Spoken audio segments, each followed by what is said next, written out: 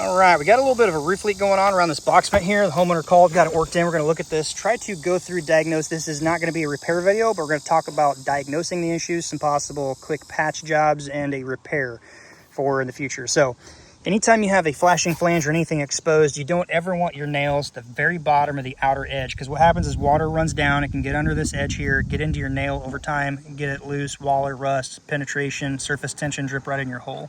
You should not be able to lift them up like this. You can see it's loose.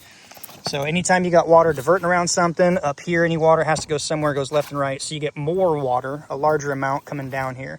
And as I said, the edge of the flange, if it's not covered, it can wick up right under getting into that nail. You mix that in this case with this shingle that's got a keyway, a drip groove, two factory edge shingles that come together. It can actually seep in over time right here, and it does run laterally a little bit. The steeper the roof, the less the issue. The flatter the roof, the bigger the issue. It's going to run laterally. And what's going on is it's actually coming in right down the side, hitting that nail right there. Now you got a penetration right through your complete roof, even into your roof decking. Get it to fall back into that hole somewhere. There you go. And it hits that and just drips in. He's got a little spot where there's rotten wood right now. Now if you look at this, you can see the hump that's built up right there. The water is hitting this hump. It's going to run laterally a little bit more. So what we're going to do, because I'm on a pinch in time, this is the initial inspection, quote a repair. If somebody wants replacement, quote replacement.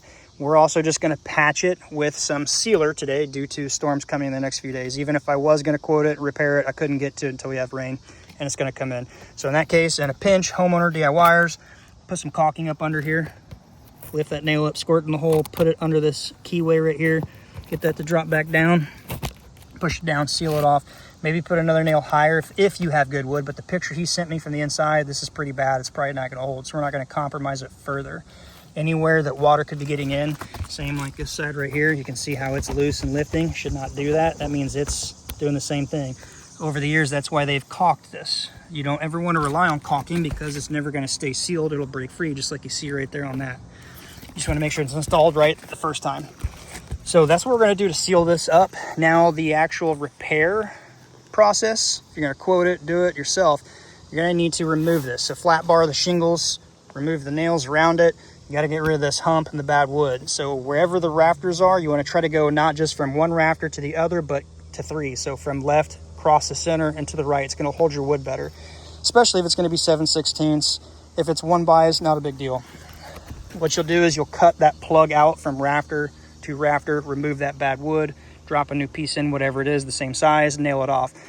Once these shingles are all removed right here, and say this is your last shingle that's exposed, that's here, this one, so this is missing, the top of this that is under that, when you put your paper, your synthetic, your felt, whatever, you want to try to get it on top of that lap. That way if anything ever does come in, it's going to come out on top of your shingle and not run under your roof. Once that's done, you're ready to put the shingles back. If you have not damaged these, you could reuse them. I would recommend buying a bundle, picking up a bundle, getting some from somebody maybe have left over, because these are going to be old, brittle, crack, nail holes, penetrations from nails in it. It's not worth it.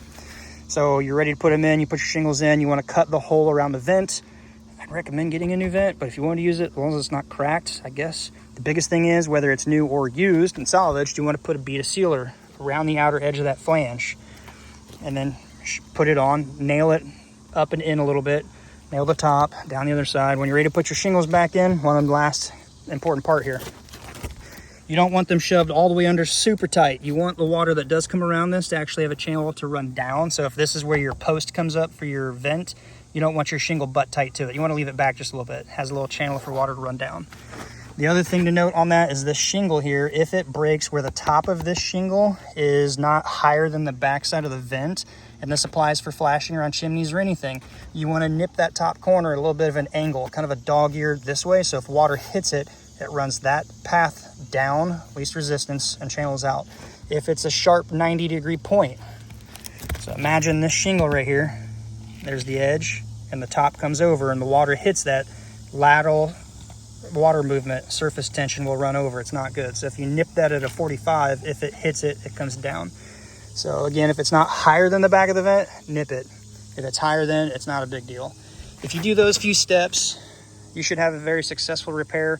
A bundle of shingles nowadays in 2025, depending upon the brand, you're gonna be paying anywhere from, I'd say, $36 to $45 or so for a decent entry mid-grade dimensional shingle to do a repair.